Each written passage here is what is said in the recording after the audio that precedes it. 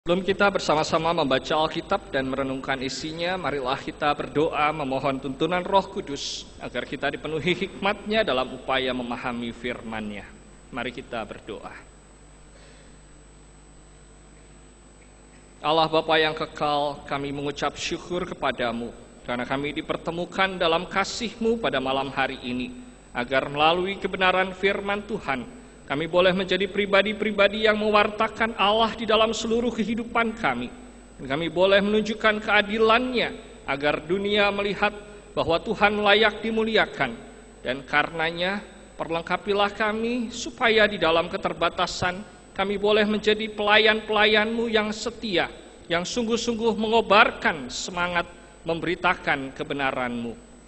Karenanya ya Bapa, kalau sekarang kami mau membaca Alkitab, biarlah mata hati kami juga terbuka, agar kami boleh mendengarkan suara Tuhan yang menyapa kami, memperlengkapi dan menolong kami, agar kehidupan kami yang kami jalani sungguh-sungguh dapat menjadi pelita bagi orang-orang yang ada di dalam kegelapan, agar mereka boleh keluar darinya dan memuliakan Engkau.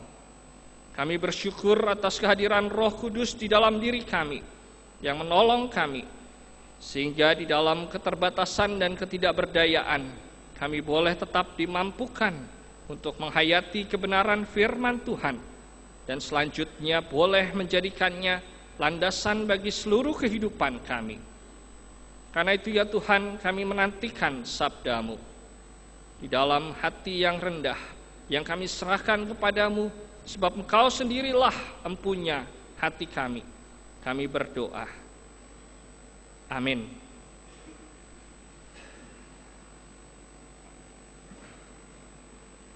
Saudara-saudara, mari kita bersama-sama memperhatikan apa yang ditulis di dalam Alkitab, khususnya dalam 1 Samuel pasal yang ke-16, ayat yang pertama sampai dengan yang ke-13.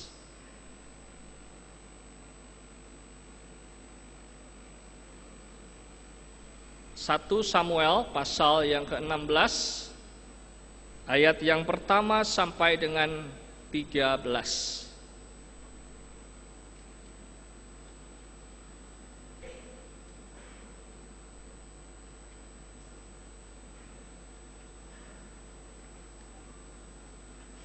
Beginilah yang ditulis di dalam Alkitab. Berfirmanlah Tuhan kepada Samuel, "Berapa lama lagi engkau berduka cita karena Saul? Bukankah ia telah kutolak sebagai raja atas Israel?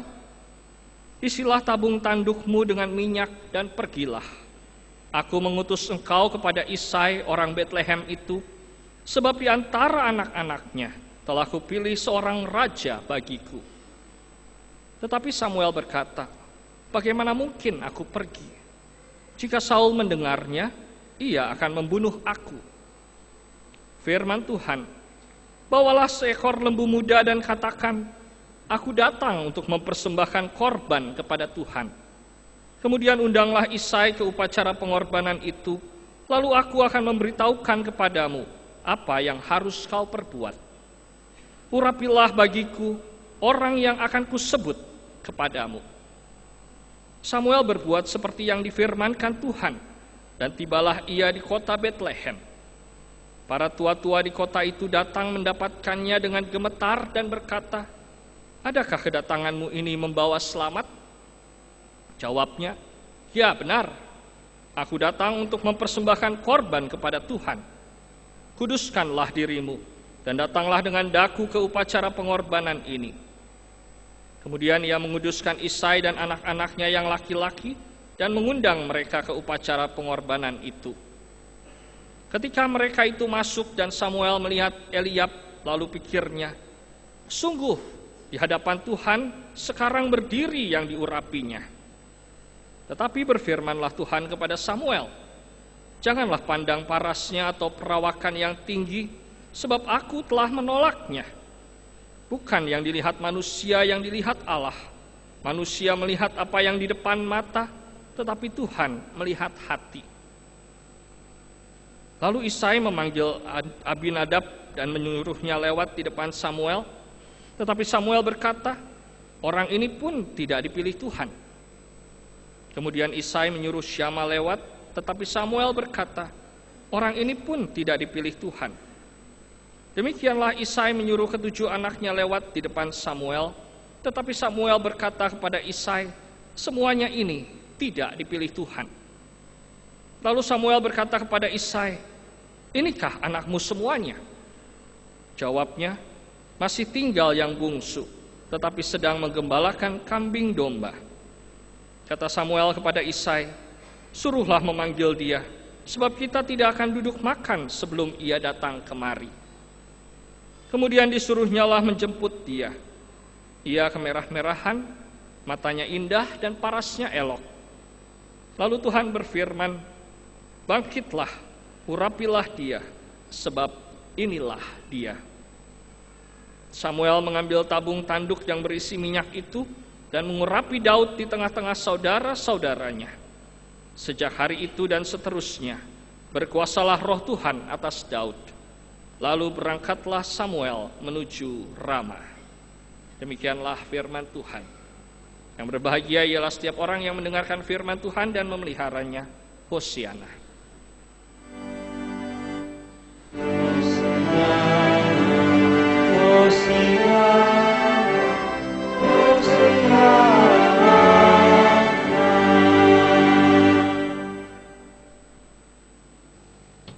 Selamat malam saudara-saudara yang dikasihi dan mengasihi Tuhan Yesus Kristus. Apakah saudara-saudara senang kalau saya menyebutkan saudara-saudara semua yang ada di sini adalah hamba-hamba Tuhan? Siapa di antara kita yang merasa senang kalau disebut hamba Tuhan? Boleh angkat tangan. Ya, saudara-saudara, terima kasih. Semoga saudara-saudara bisa meyakini bahwa panggilan sebagai hamba-hamba Tuhan memberikan konsekuensi yang tidak ringan dan tidak mudah bagi kita untuk menjalankannya. Nah, saudara-saudara tahu nggak tugasnya hamba Tuhan itu apa? Hamba Tuhan itu seharusnya mengabdikan hidupnya kepada Tuhan, memberikan dirinya kepada Tuhan, agar segala sesuatu yang diinginkan Tuhan sebagai majikan dapat terlaksana di dalam kehidupan ini. Jadi sebagai hamba-hamba, kita adalah orang-orang yang harus melakukan perintah Tuhan. Nah, saudara-saudara, bagaimana caranya kita melakukan perintah Tuhan? Ketika kita datang beribadah saja seperti hari Minggu atau hari Minggu-minggu yang lain, sebetulnya itu bagian dari upaya kita menjalankan ibadah kita, bakti kita kepada Tuhan. Saudara-saudara sadar nggak ketika saudara duduk di sini, ketika saudara berada di dalam ruangan ini, saudara sedang memberikan hidup buat Tuhan. Sadar ya Bapak Ibu, saudara-saudara? Nah, ketika saudara duduk di sini, apa yang saudara bayangkan? Apa yang ingin saudara lakukan sebagai orang yang mengabdikan diri kepada Tuhan, yang menghambakan diri kepada Tuhan? Mestinya kan kita mengatakan, oke, kalau Tuhan mengatakan lakukan begini, saya siap melakukannya. Mestinya begitu ya sebagai pelayan-pelayan atau hamba-hamba Tuhan.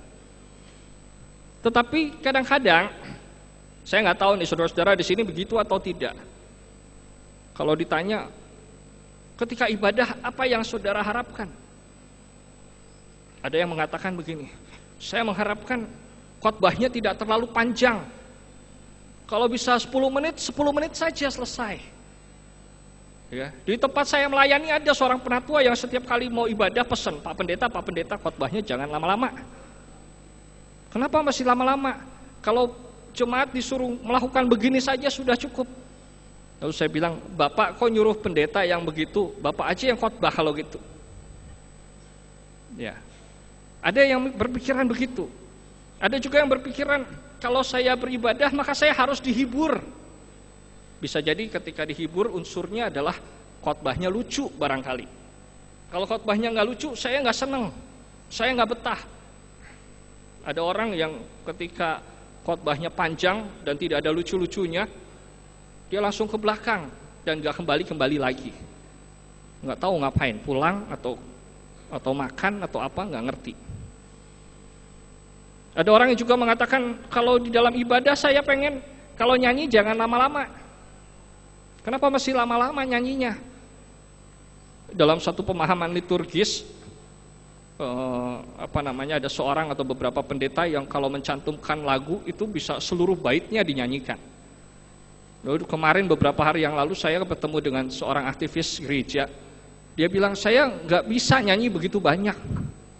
Masa nyanyi bisa sampai 4-5 bait, kelamaan. Jadi bosen, jadi capek. Kalau mau nyanyi 2 bait saja. Itu sebagian penggalan dari komentar orang-orang yang beribadah. Nah sekarang kalau ditanya, saudara-saudara, kalau ibadah itu nurutin maunya siapa? Nurutin maunya Tuhan yang kita datengin, yang mengundang kita untuk bersekutu bersama-sama, atau nurutin kemauan kita? Sehingga kadang-kadang waktu ibadah dibatasin aja deh. Kalau bisa maksimal 1 jam saja, jangan terlalu lama. Nah saudara-saudara, apakah ini yang kita lakukan ketika kita beribadah? Dan kadang-kadang juga kita menginginkan mendengar bagian-bagian tertentu saja dari pemberitaan firman Tuhan. Sehingga kalau ada bagian-bagian yang susah, kita mengatakan, wah kalau itu sih bukan porsinya saya belum sampai ke sana. Saya maunya dengar yang menyenangkan. Kalau saya salah, Tuhan akan mengampuni, Tuhan mengasihi saya, Tuhan mengerti kesalahan-kesalahan saya. Jadi gak apa-apa berbuat salah. Kalau disuruh melakukan sesuatu yang sangat susah, disuruh setia sama Tuhan, sampai kepada detil-detil yang kecil, mungkin kita mengatakan, waduh, jangan saya deh kalau yang begitu-begitu. Itu mah tugasnya hamba Tuhan yang lain, kayak pendeta, kayak penatua, mereka yang harus jadi teladan. Iya enggak saudara-saudara? Nah sekarang kalau saya bilang, satu bagian yang dituliskan dalam hukum Taurat mengatakan kita nggak boleh berbohong. Tapi saudara-saudara, kalau kita disuruh nggak berbohong, bisa nggak? Susah saudara-saudara. Siapa yang nggak pernah bohong? Coba angkat tangan. Kalau ada yang angkat tangan pasti bohong. Soalnya saya yakin setiap orang pasti setidaknya pernah berbohong sekali dalam hidupnya. Ya, karena susah kalau nggak bisa berbohong. Kadang-kadang bohong yang kecil-kecil aja dihitung itu sebagai kebohongan. Tapi kita nggak mau mengakui itu sebagai sesuatu yang harus kita jaga. Saya pernah punya pengalaman dengan seorang oma ketika melawat anggota jemaat. Waktu itu siang-siang kami sudah melawat beberapa orang dan kemudian kami lapar. Karena itu kami mampir ke sebuah kedai makan. Oma ini terkenal sebagai orang yang tidak suka dibayarin kalau makan, apalagi sama pendeta. Lalu begitu sudah ada di meja makan, si oma ini mulai buka tasnya. Lalu saya tanya, oma lagi apa? Dia pura-pura nggak dengar, sibuk. Kelihatan sih bahwa dia sedang mengeluarkan uang, tapi saya biarin aja. Kemudian dia berdiri dari kursinya setelah memesan makanan, lalu dia bergerak ke arah kasir. Saya tanya, oma, mau kemana? Mau cuci tangan katanya. Lalu saya bilang, oma, tempat cuci tangan itu di sebelah sana. Tapi kenapa oma ke sebelah sana? Oh di sana juga ada, kata si oma. Ada di mana oma? Itu tuh kasir, bukan tempat cuci tangan. Oh enggak, di situ ada. Ya udahlah, daripada ribut, saya biarin aja omanya ke sana.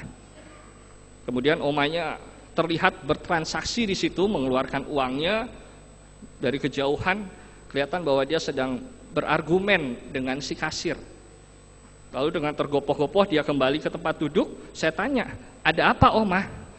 Enggak apa-apa, kata si oma.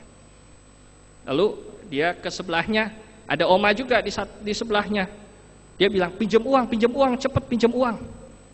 Terus saya bilang, kenapa oma? Makan aja dulu, sabar, nanti urusan bayar belakangan saja. Oh enggak, cepet pinjam uang. Usut punya usut, si oma ternyata cuma bawa uang 20.000. Satu 10.000, satu lagi 10.000. Sementara harga makanan kami berempat itu pasti lebih dari 20.000. Lalu dia bilang sama saya, wah Pak Pendeta, tadi itu saya ke kasir, saya ngotot ini 100.000 sama 10.000, jadi 110.000. Ternyata si kasir bilang itu 10.000 bukan 100.000. Terus saya bilang, tuh oma, malu kan kalau bohong, apalagi kalau bohongin pendeta. Terus dia bilang, iya saya malu, ini saya ditegur sama Tuhan, untungnya nggak sampai celaka, nggak sampai fatal. Itu kebohongan kecil saja saudara-saudara. Bohongnya di mana? Dia bilang mau cuci tangan, padahal dia mau bayar. Itu udah bohong, saudara-saudara. Jadi kadang-kadang kita susah kan. Kita mau menunjukkan sesuatu yang baik, tetapi kita harus berbohong. Padahal kita tahu bohong itu nggak boleh. Tapi kita masih mikir, boleh kalau yang baik sih boleh. Tuhan bilang nggak boleh. Apapun alasannya nggak boleh. Tapi kita bilang tidak. Nah, saudara-saudara, yang Tuhan siapa, yang hamba siapa sekarang? Ya, konsepnya datang dari Tuhan kan. Kita harus menuruti apa yang dikehendaki oleh Tuhan kalau kita mau menjadi hamba yang benar. Nah, inilah yang kita lihat di dalam bacaan. Di dalam bacaan Alkitab kita hari ini diceritakan tentang sebuah cerita sekolah minggu yang sudah sangat terkenal dan populer. Pengangkatan Daud sebagai raja atas Israel. Samuel diminta oleh Tuhan untuk mengurapi orang yang disebutkan oleh Tuhan. Ingat itu saudara-saudara di ayat yang ketiga, urapilah bagiku orang yang akan kusebut kepadamu. Jadi Samuel harus dengar suara Tuhan. Tetapi kalau kita perhatikan di awal, Samuel sudah berpikir melihat Eliab sungguh di hadapan Tuhan berdiri orang yang diurapinya. Itu pikiran Samuel. Tidakkah kita sering juga melakukan hal yang demikian? Ketika Tuhan bilang, lakukan begini, kita bilang, sorry Tuhan, gak masuk akal. Tidak ada dalam logika saya melakukan hal yang seperti ini. Bisa kacau balau nanti Tuhan. Nah, ketika kita diminta oleh Tuhan untuk menjadi hambanya dan bersedia menjadi hambanya, lakukanlah apa yang Tuhan minta, bukan apa yang kita pikir benar. Lakukanlah sesuai kebenaran Tuhan. Dan kemudian saudara-saudara, bacaan ini sebetulnya diletakkan dalam konteks Tuhan ingin menetapkan seorang raja untuk menggantikan Saul. Kenapa Saul diganti? Karena Saul memberontak terhadap Tuhan. Saul melakukan pelanggaran terhadap hukum Tuhan. Dan sudah seyogyanya ia diganti karena Saul adalah hamba Allah, utusan Allah. Dia tidak lebih berkuasa di atas Allah. Dan Allah punya hak untuk menempatkan penggantinya. Nah, karena itulah masuk pilihan yang baru. Dan untuk menetapkan pilihan yang baru, kriterianya juga harus sejalan dengan kriteria Allah. Karena di dalam perjanjian lama ini, yang mau dinyatakan bahwa apa yang berlaku di dunia, semua itu adalah pemerintahan Allah atau teokratis. Bukan pemerintahan manusia. Sekalipun manusia yang menjalankannya, tetapi kuasanya berasal dari Allah. Kepercayaannya datang dari Allah. Dan apa yang harus dijalankan oleh manusia itu juga dalam rangka mewujudkan keinginan Allah. Nah, di dalam proses itu kita melihat bahwa apa yang dipikirkan Allah tidak selalu sejalan, tidak selalu sama dengan apa yang dipikirkan oleh manusia. Kadang-kadang manusia merasa bahwa keberhasilannya, apa yang ingin dia lakukan, apa yang mungkin benar, itu diukur dari standar-standar kemanusiaan. Kadang-kadang ketika kita mencoba merumuskan sebuah kegiatan dalam bergereja misalnya, kita merasa kalau banyak orang setuju, kalau banyak orang menghendaki program ini jalan, itu artinya program ini benar. Padahal belum tentu itu merupakan hal yang benar. Belum tentu ketika mayoritas orang mengatakan ini adalah sesuatu yang harus dijalankan oleh gereja, kita harus mengambil keputusan atasnya. Kita harus bertanya pada Tuhan.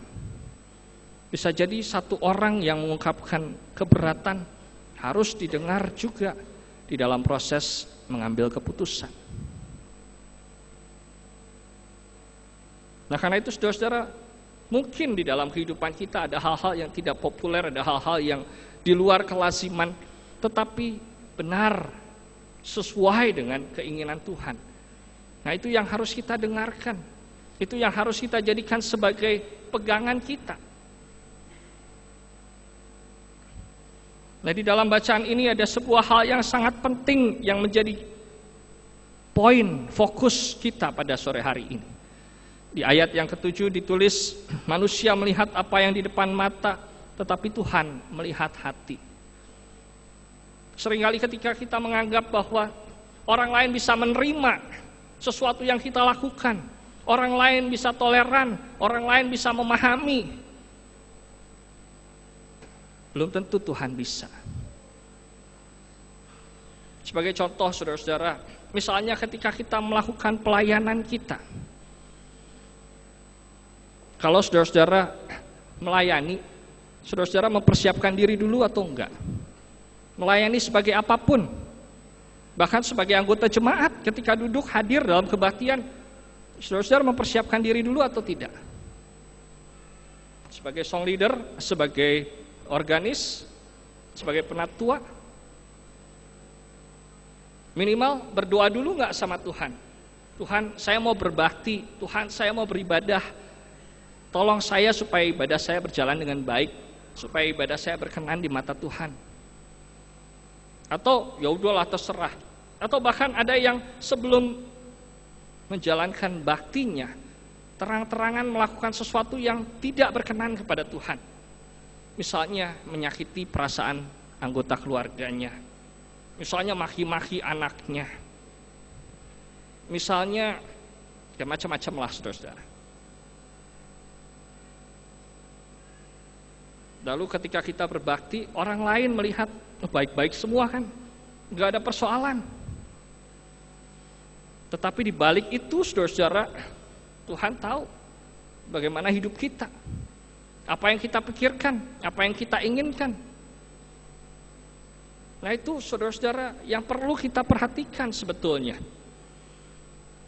Jangan sampai ketika kita beribadah, kita bilang kita ini hamba Tuhan, kita mau memuliakan Tuhan, kita menyanyi, kita berdoa, kita mendengar firman Tuhan. Tetapi begitu kita keluar, hidup kita sudah brengsek lagi. Hidup kita sudah dipenuhi oleh pikiran-pikiran yang negatif tentang orang lain. Hidup kita sudah dipenuhi oleh keinginan menjatuhkan orang lain. Hidup kita dipenuhi oleh keinginan mementingkan diri kita sendiri. Sehingga bakti kita seakan-akan kosong, nol besar. Nah itu yang tidak dikehendaki Tuhan. Orang lain bisa menilai kita sebagai orang-orang yang alim, yang saleh, yang rajin berbakti kepada Tuhan. Tetapi sesungguhnya di dalamnya keropos, Tuhan tahu. Dan Tuhan yang bilang, apakah kau layak menjadi hambaku? Apakah engkau sungguh-sungguh berkenan di mataku atau tidak? Dan Tuhan hanya akan memakai orang-orang yang layak di matanya. Orang-orang yang sungguh-sungguh bisa menjadi teladan, yang bisa memperkenalkan Tuhan kepada dunia. Nah, saudara-saudara pernah dengar istilah marketing 3.0? Marketing 3.0. Kalau di dunia marketing, saya bukan orang marketing, saya pernah baca saja. Itu dulu oleh Pak Hermawan Kertajaya, Bapak Marketing Asia bahkan dunia, mengatakan dulu ada marketing 1.0, itu pasar yang orientasinya pada produk. Jadi kalau saudara-saudara memasarkan produk, mau menjual sebuah produk, misalnya ini, ya, maka dia harus sempurna, nggak boleh ada cacat, nggak boleh ada keluhan dari konsumen, ya. Begitu dipasarkan, orang bilang bagus, itu sempurna. Itu marketing 1.0. Tetapi dengan berjalannya waktu nggak cukup orang cuma jual barang atau produk yang sempurna. Kenapa? Soalnya di kemudian hari ada yang namanya marketing 2.0 yang mengatakan selain beli barang, kita beli jasa juga. Kalau orang nawarin barang tapi mukanya mesem, cemberut, orang mana mau? Dia cari produk yang lain. Mungkin barangnya tidak sebagus barang yang ditawarkan pertama kali, tetapi yang melayaninya lebih baik, lebih menyenangkan, lebih ramah. Mungkin di situ dia kasih diskon juga, dikasih paket yang lain-lain. Itu marketing 2.0. Tetapi zaman sekarang itu sudah tidak laku lagi, sudah kalah, ketinggalan zaman. Marketing 3.0 bahkan sampai mengetahui bagaimana caranya produk ini sampai di tangan konsumen. Apakah waktu membuatnya si pembuat ini senang hati atau ngedumel, Aduh, saya capek, saya kesel harus kerja sampai malam demi bikin kayak ginian. Mungkin barangnya utuh, bagus, mungkin yang memasarkannya juga penuh senyum, ramah, ngasih diskon yang besar. Tetapi kalau orang yang membuatnya tidak memberikan nilai tambah, sia-sia. Kalau dalam kehidupan bergereja misalnya, kalau saudara-saudara dengar khotbah zaman dulu, khotbahnya yang tajam, yang penuh dengan humor, itu yang disukai. Tapi berikutnya orang bilang, oh itu yang kedua. Yang ketiganya adalah kalau kehidupan si pengkhotbah itu sungguh-sungguh mencerminkan apa yang dikhotbahkan. Ketika ketahuan dia bilang kita harus mengampuni, tetapi si pengkhotbahnya nggak mau mengampuni orang lain. Saudara-saudara masih mau dengerin nggak khotbahnya? Nah itu marketing 3.0. Itu orientasinya pada integritas. Kalau kita jadi hamba, jangan cuma biarin orang lihat kita di luar. Jangan cuma mau jadi hamba yang kata si A, si B, oh kamu baik, tapi kata Tuhan kamu nggak baik. Jadilah hamba yang membuat Tuhan mengatakan, baik sekali perbuatanmu itu, hai hambaku yang baik dan setia. Seperti yang ditulis di dalam Matius 25 ayat 21. Itu membuat kita punya keutuhan, punya integritas. Kalau kita jadi hamba di gereja ini, kita nyanyi Tuhan dimuliakanlah namamu, kami mengagungkan Engkau, kami mengaku dosa, Tuhan kasihanilah kami. Di luar hidup kita juga harus begitu. Jangan cuma di dalam sini. Jangan di dalam sini kita baik-baik, senyum-senyum sama orang lain, salam damai, terus kita keluar, rebutan parkir, rebutan keluar, cepet-cepet, udah lapar nih, nggak ngerti apa nih orang lain.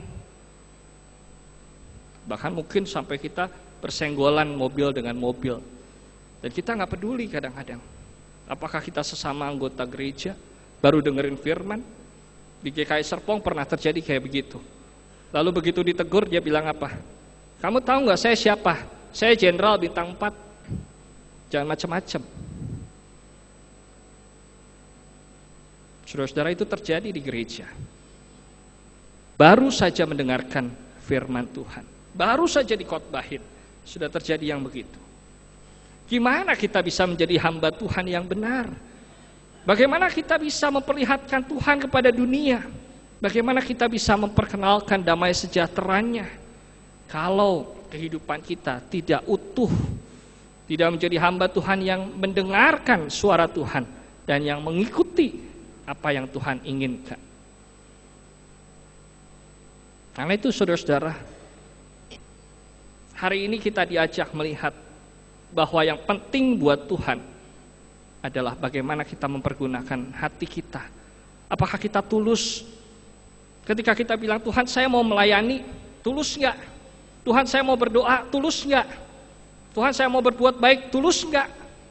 Tuhan saya mau senyum, kayak di sini di dalam liturgi tadi. Kita tersenyum tapi kadang-kadang marah. Cuma kita yang bisa menunjukkannya kepada Tuhan. Orang lain mungkin tidak bisa melihatnya, tapi Tuhan bisa. Dan Tuhan akan menentukan apakah kita layak menjadi hamba-hambanya atau tidak. Karena itu saudara-saudara, mari kita bersyukur karena perikop ini boleh mengingatkan kita bahwa Tuhan mengetahui yang baik. Tuhan minta kita juga supaya boleh tetap memiliki hati yang jujur, yang tulus, yang berintegritas. Sehingga kalau kita melakukan segala sesuatu, apa yang kita katakan dan yang kita lakukan berjalan seiring, seirama, sesuai satu sama lain. Dan biarlah itu boleh menjadi alat kita dalam memuliakan Tuhan di tengah-tengah hidup kita. Selamat berusaha, selamat bergumul dan berjuang agar kita boleh menjadi hamba-hambanya yang tulus dan setia dalam seluruh perjalanan iman kita. Tuhan memberkati kita semua. Amin.